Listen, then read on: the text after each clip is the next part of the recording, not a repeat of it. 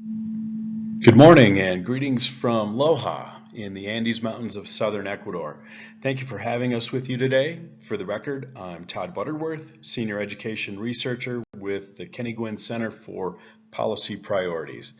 My colleague, Jalen Hendricks, is attending in Las Vegas. Last year, the Gwynn Center presented the first two parts of a three-part series of reports requested by the Commission.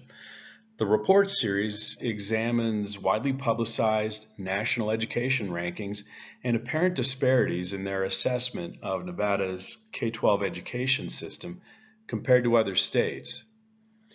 In recent rankings, Nevada placed at or near the bottom of some, while also being ranked a respectable 18th nationally in K-12 achievement by another. Last year's Phase 1 and Phase 2 reports explored and clarified how these widely varied assessments could simultaneously be valid.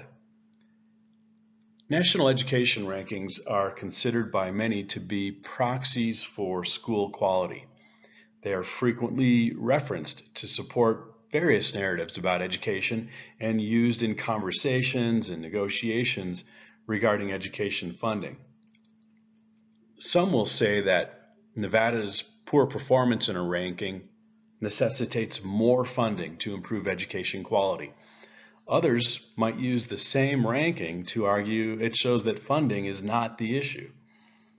Today's final phase of the three-part report considers how Nevada should respond or proceed given the findings from last year's reports. This final report explores the value and shortcomings of existing state education rankings.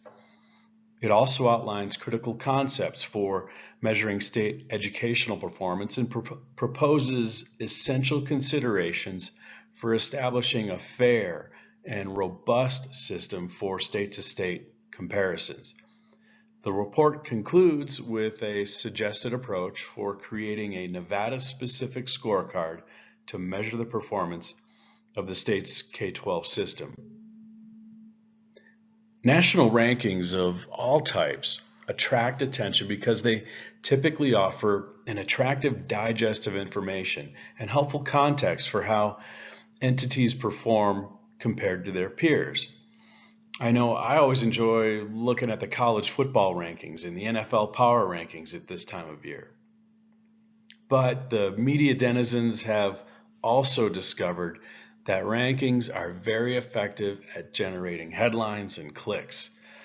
U.S. News and World Report has built its various rankings into the signature product of its brand. The magazine now offers rankings of the best countries in the world, the best states and healthiest communities in the U.S., and various rankings in the education space. The leading national K-12 education rankings include the Kids Count Data Book from the Annie E. Casey Foundation, Quality Counts from Education Week, and these two were covered in detail in our previous reports. There are also Best States for Education from U.S. News and World Report and Best and Worst States for Education from Wallet Hub. It's helpful to briefly revisit some of the findings from our previous reports, and a hat tip to Kenny Retzel for his research. Each ranking system is unique and should not be compared to others. Because of the disparate data included in the individual rankings, each should be considered independently. The choice of data points significantly influences the rankings. This finding is most prominent when looking at the results of quality counts and kids count. 3 of the 4 indicators in kids count are also included in quality counts. However, Nevada is ranked 46th in kids count and 18th in quality counts. It's also noteworthy that the rankings may be based on a sample of students or challenging to interpret data. Some testing regimes use a scientific sampling of students, which can be reliable and representative. In other cases, however, students participate solely on a voluntary basis. This can make a big difference in the data. The data can also sometimes be old. Therefore, any new programs intended to improve Nevada's national rankings might not quickly be reflected in certain data sets. For example, the NAEP tests students in math and writing only every 2 years, but it's currently on a 13-year hiatus between state-level science tests. Finally, all rankings are relative. When Nevada improves an educational outcome, it does not guarantee the state will gain in its national ranking on a related indicator, because other states may have also improved. Therefore, it would be misleading to only look at the change in Nevada's performance relative to other states. Equating Nevada's academic results with national rankings can miss some important nuances. So what we learned in those first two reports is national education rankings might be interesting, but they cannot be the foundation of a strategy for improvement, or even a logical target at which to aim in and of themselves. Therefore, using existing national rankings to inform Nevada's K-12 policy appears to have more drawbacks than benefits. Still, looking at other states can put Nevada's education system in context and is a beneficial endeavor on a limited basis. Given this contradiction, how can Nevada reconcile the benefits with the challenges? The next section of the Phase 3 report is a little bit technical, but it explores the practical considerations for measuring the performance of a statewide education system. Very briefly, I want to touch on the highlights with the next few slides, but first I offer this graphic to help visualize the concepts. In measuring the performance of our state system of education, we can look at performance either from the perspective of progress or achievement. And each of those perspectives can be measured on either an absolute or a relative basis using either internal or external comparisons. Let's dive into these concepts just a bit deeper. First, we can measure achievement, and this can be done on an absolute or relative basis. With absolute achievement, the benchmark for achievement is fixed. An example of this is the A through F scale, often used for students' grades, where everyone can succeed or fail. In looking at a statewide education system, absolute achievement might be a 95% graduation rate. It's possible that every state or no state could achieve this benchmark. Achievement can also be measured in relative terms against the performance of other participants. An example is an athletic competition where only some will succeed while others will fail. In looking at a statewide education system, relative achievement might be having one of the 5 highest graduation rates in the country. Only 5 states can achieve this goal, and the benchmark for placing in the top 5 is unknown in advance. Both absolute and relative measurement approaches are valid and can be used depending on the circumstances. However, choosing the wrong method can result in erroneous conclusions about performance. Your printed report highlights this pitfall through the old idea of grading on a curve. Excuse me. Next, we can measure progress, and this can be done on an absolute or relative basis. Absolute progress might ask, did the state perform better than last year? Whereas relative progress might ask, did the state make more progress than other states? As with measuring achievement, both approaches are valid and useful, again, depending on the circumstances. But sometimes absolute achievement is unrealistic as a short-term objective, so progress milestones can be established and periodically measured toward a long-term goal. Finally, there are internal versus external performance measures. On a given metric, should the state examine the change in its performance over time? compare its recent performance to other states, or both. Purely internal performance measures include the Nevada School Performance Framework and the Nevada Growth Model, for example.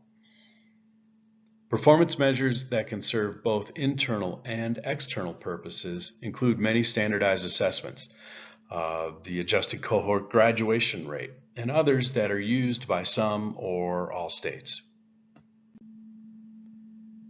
Given the benefits of interstate comparisons, the drawbacks of existing national rankings, and the various ways performance can be measured, how might Nevada proceed? The Gwynn Center believes Nevada should consider creating a proprietary system, an annual statewide scorecard for comparing the Silver State's progress and achievement relative to other states. Such a scorecard could use existing national or multi-state data sets. Our report lists 10 possible data sources.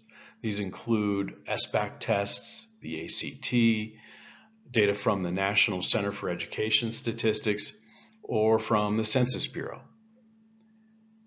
An annual statewide scorecard should consider the performance of other states in ways that enable meaningful comparisons. Depending on the data set or performance metric, Nevada might be compared to all other states with similar demographics, states in the Western region, or some other subset of states. The choice of which states to use for comparing Nevada should depend only on data relevance for each data set, and not on whether the states make Nevada's performance appear to be better or worse. To highlight this point, our report offers the ACT as a detailed case example. A scorecard should also consider whether a given data point will be used to measure achievement or progress on an absolute or relative basis, as is appropriate and meaningful. A given performance measure might seek to answer one or more of the following questions. How is Nevada performing against a fixed objective or measure of achievement? How did the state perform compared to a previous period? Or how did Nevada perform or progress compared to other states during a given period? In any case, it's imperative the data set being used logically and fairly supports the answer being sought. As I briefly mentioned earlier, Nevada already has robust systems for internally measuring education performance.